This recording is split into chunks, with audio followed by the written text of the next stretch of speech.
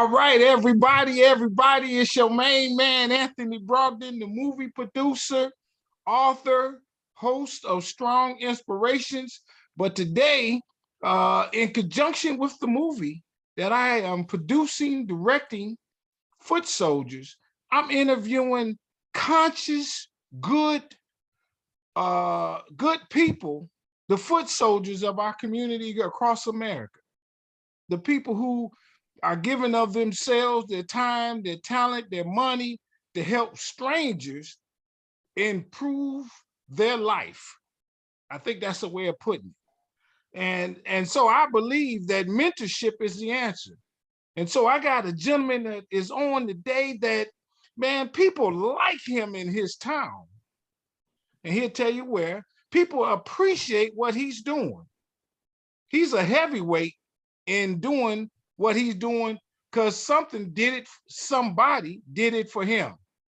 So without further ado, come on, brother, introduce yourself, tell us your name, a little bit of the program. Let's get it on. Thank you for doing this with me. My name is Bruce W. Griggs. The name of the program, the official name is Operation Correct Start of America Incorporated. Most people in the Atlanta area know us as the Street Academy. We've recently been continuously promoted in the Atlanta area for our efforts for our campaign called Saving Our Sons. It's a program. I guess I've been mandated from God, I guess, to travel around the country to try to save young African-American boys, good brother. It happened to me. Okay. At 6 months old, I was adopted by two of the best parents a young man could probably ever have. Okay.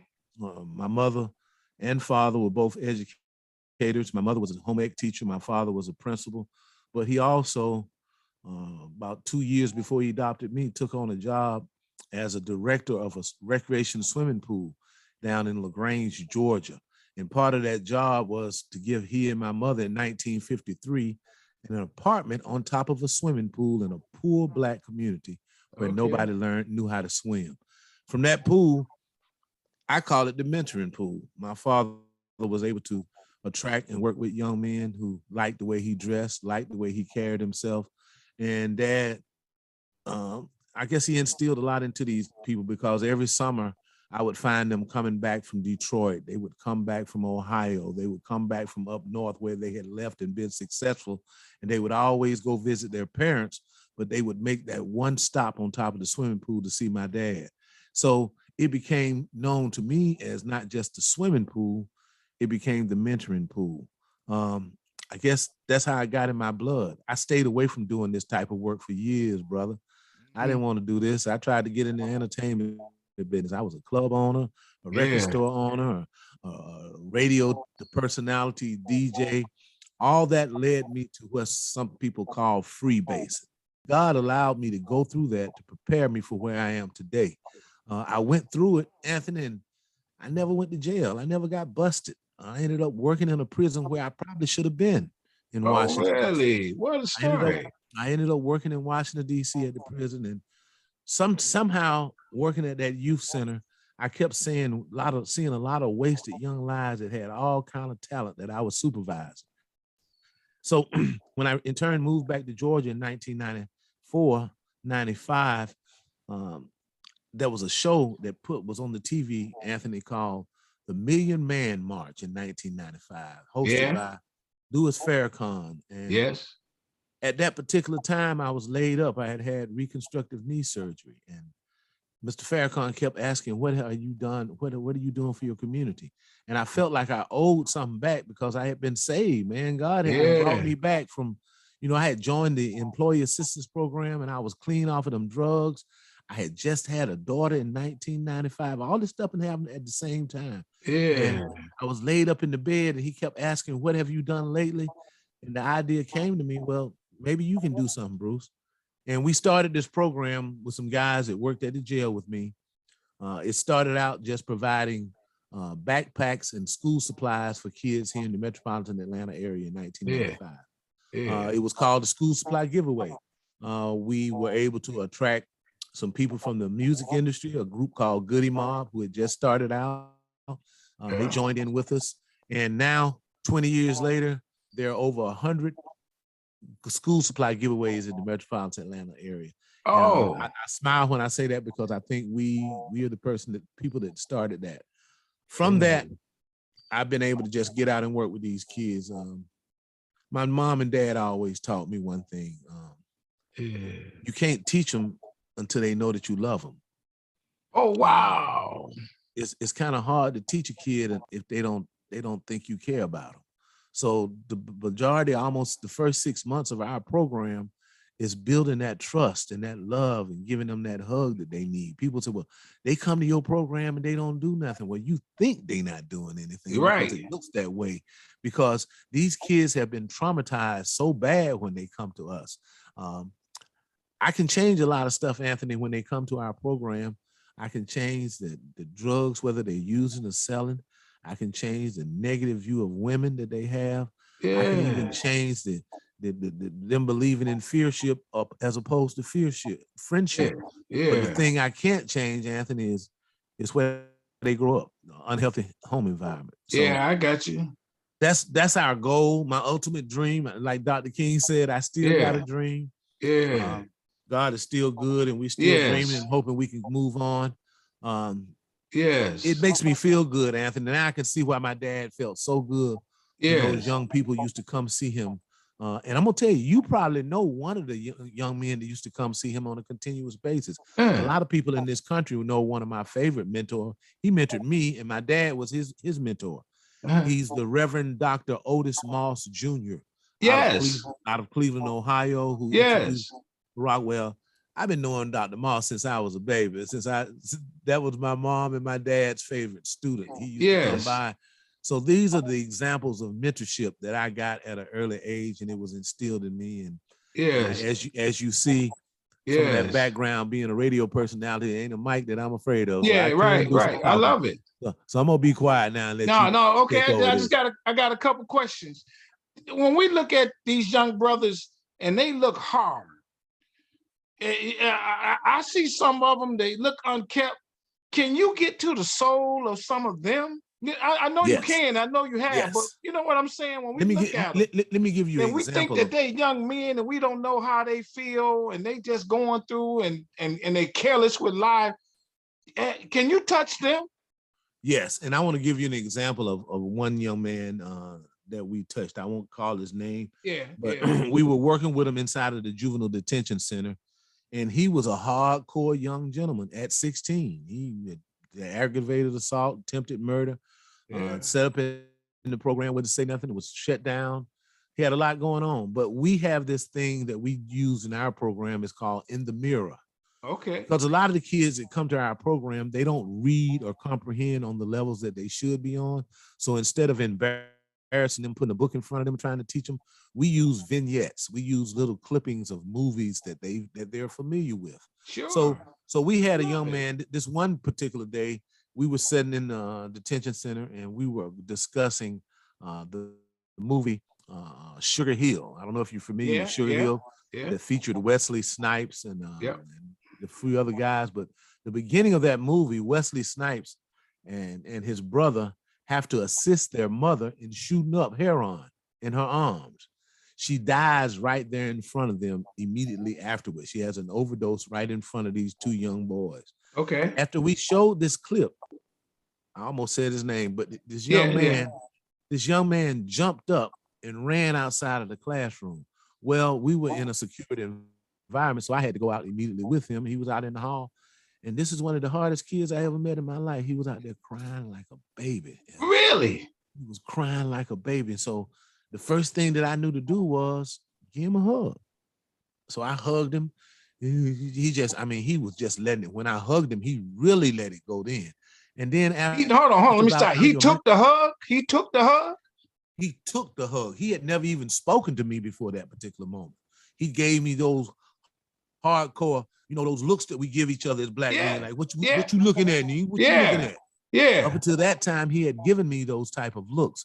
But because of this particular vignette, this movie clip that he saw, where he saw this mother overdose from drugs, and he saw that her children had given her those particular drugs, it caused him to run out in the hall. And the reaction was the trauma, all of that came out of him. I Yeah. didn't say a word. I just gave him a hug. Yeah. After about a minute transpired, Anthony, he said, Mr. Griggs, he said, you don't understand. And sometimes I've been taught you don't say a word, you just listen. Yes. Yes. Talk. So he said, Mr. Griggs, you just don't understand. He said, that was me. That's my family. That's my life. And ain't nobody know that. He said, I ain't been able to never tell nobody. And you showed that, and that hurt me because that's me. To see my mama do that every day, Mr. Griggs. And I'm scared that one day she gonna do like they did on that film and die. At that particular time, he was vulnerable for me to get to him. At that particular time, he knew that I gave a damn. He knew that I cared about him. Yes. From that moment on, as long as I fed that young man with positive information, as long as I fed that young man with positive examples, positive advice, he followed every step that I guided him to. Oh my God. He now owns a trucking company. He's got, he told me that he got 3 trucks. He's trying to get another one. He's got his mind back together, but all of that trauma and all that anger, all that fear and all that pain, he had never been able to get it out until that particular moment. I don't want to take credit for changing that child's life because I didn't. Yeah. But it was God who intervened at that particular moment and was able to present this child with a hug. Man, people don't understand. We got to teach these little kids, we got to show them that we give a damn. Guess what? Most of these young boys that I encounter in the juvenile justice system, and then also out on the streets, 85 to 90% of them are coming from single parent homes with their mother or their grandmother. They don't see no brothers. And they don't even hear about a good brother.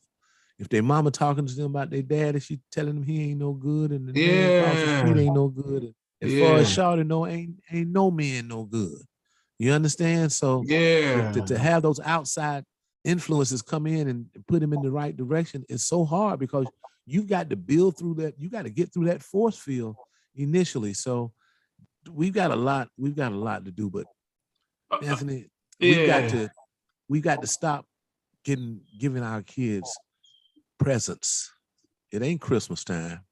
We got to stop buying them presents, but they still need our presence. Yes. Maybe Let me ask you this. This is another question. It's on that same note, though. Do people who let me see how I'm asking this. I didn't grow up like that, and that scares me. Neither did I. And that scares me. But how do I get over my fear? And I'm not saying me personally, but people like me, to be a mentor to a kid like that and not be scared of that kid, not worry about what could happen. You follow me? Can you trust that kid? Well, sometimes you can't. Sometimes you gotta love this. I've been robbed. I've had equipment stolen. I've had my car broken in.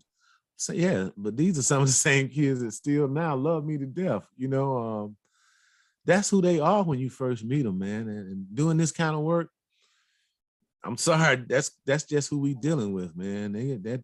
They don't look at you as an individual. They look at you as a mark. You're an opportunity, and until they realize that you're there to help them, that's what they gonna work on. You just have to make sure that when you work with them, you don't provide. I had to learn real early. Don't put nothing in the car. You know, don't need nothing that they can steal because they're gonna go in there until they trust you. But it took time for me. Let me tell you. Yeah. And I can't take credit for this. God allowed all this to happen. Yeah. My wife and I, when we first started this program, my wife was offered a job in Troy, Michigan. She was offered a job as a corporate executive for Kmart.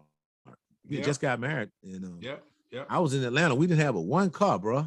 You know what I'm saying? So she had to take the car to Troy, and I had to set up my office in the housing project and stay in there 5 days a week and get a ride home on the weekend. I didn't grow up in the environment that I was working in, but God allowed me to stay there and see what it was like. The parents that have come from these impoverished communities, the parents that have these kids who commit these crimes, these parents want the same thing my mom and dad and your mom and dad wanted. They want success for their children. They just haven't been taught how to guide them on the right direction. we've got to intervene. There's an old African proverb that says, if we do not train and raise the boys in the village, they will burn it up for heat. Mm. And that's what's going on in America. Even in Africa with the animals, there was a time when wild elephants in one tribe was running through South Africa and just terrorizing the territory. And the people didn't know what to do because they were these young bull elephants just was killing people. It was making chaos. So what the elders went and did, they went to another part of Africa and found some old senior bull elephants. And they brought them into this new community. And believe me, in less than 2 weeks, those activities of those young bull elephants that were out of control became contained. I love it. We need some bull elephants in our community, bro. I got you. You How many feel more mentors could you use in your program? If more I guys could- stood up, how many more, not thousands, but right, how many? No, listen to me. I got 15 kids that we take for 1 year, each year. We don't try to do the big number. We look to change. For those 15 boys, for each one of those boys, I need at least 5 mentors per child. Because I can't pay the mentors, so I don't expect people to show up like I do. But these kids need lap time. They need to know that somebody gives a damn. They need to be able to pick up the phone, and it might not be doing business hours. It might not be doing the regular hours that they need to talk to somebody. They need to have someone listen, because when they get ready to change, a lot of times we're not available. The YMCA closes at 5:00. Juvenile probation officers stop answering their phone at 6:00. So what if this kid decides that, damn, I'm tired of this game banging, man. I need to do something different. Who we gonna call? Who we gonna call? I got you. We got to become the bull elephants, man. We got to do that. So yeah. So now, is there what's your website and stuff like that? So the brothers and sisters who see you, because do you just work with men? You work with some ladies too? Or? Funny you asked that question. I work with mainly boys now, but my program initiated because I have a daughter. We started out working with girls. Yeah. The program started out doing the mother-daughter lock-in because my mother's daughter took her away from me. I created that overnight rites of passage as a way to trick her and let her keep my daughter. And it worked, but it eventually evolved into something we do for boys. But yes, your answer to your question, we work with boys and girls, but not our focus is young African-American boys between the ages of 8 and 14. You can Google me, Bruce W. Griggs. We have a Google site. You can find out all the information. I think it needs to be updated, so I'm gonna give you a phone number. That phone number that's on there is not correct. A direct line to me is 404-889-3008. That's 404-889-3008. If you got YouTube, just go to YouTube and put in Hood Disease Podcasts. Yes. Hood Disease, the podcast, and it tells you a little bit more in-depth story about what we do. We teach violence as a disease as opposed to a social issue. We teach that our kids are infected with social HIV. Call that hood infectious virus. And the kids call it hood disease. If social HIV is not attended to, it turns to full-blown AIDS, addiction to incarceration and the death syndrome. Young people either gonna die or go to jail. That's the bottom line. That's it, man. Thank you so very much, brother. I ain't gonna lie to you, and I don't know if you can see this. You brought a tear to my eye, man. Well, I don't keep y'all on there see me. And you brought a tear to my eye, everybody. I didn't do that intentionally. I know you didn't. But it was that powerful. Well, let me say this though. If it did that to you, maybe God will put that in somebody else's heart. Yes. Not just in Detroit, not just in Atlanta. Yes. Find some time to give back. There are a lot of organizations out there that's claiming to do the work. They're not doing it. But there's some brothers in Detroit, just like me in Atlanta. Yeah. They grassroots, man. They ain't getting no money to do what they do. Yeah. They out there on the streets, bro. These some brothers they don't have a squeaky clean background. They the ones that care. Yeah. So if there's somebody out there, if there's a child that you really think that you can put something in them, my daddy used to say something, bro. He said, going here, can't tell been here, nothing. Going here, can't tell been here, nothing. Yeah. We got to tell these kids how to get there. They have no idea. Yeah. On the highway of life, they just traveling. They just ride. They riding wide open. And they see an exit, they get off. They see another exit, they get off. They don't have no idea where they're going. We can give them some direction. I'm gonna say this and I'm gonna leave in. Yep. Get your people to do this for me. Repeat after me. Just say this in your mind. Close your eyes and say this with me. This is something we teach our kids, and it works continuously. We say this: I am one. I am one. I am only one. I am only one. I may not can do all things. I may not can do all things, but I can do some things. But I can do some things. What I can do. What I can do. I ought to do. I ought to do. And by the grace of God. And by the grace of God. I shall do. I shall do. Amen. Amen. Thank you, brother. Thank you. Much love. I'll meet you one day. I'll meet you. I promise. All right. Yes, sir. All right. Peace out. Thank you.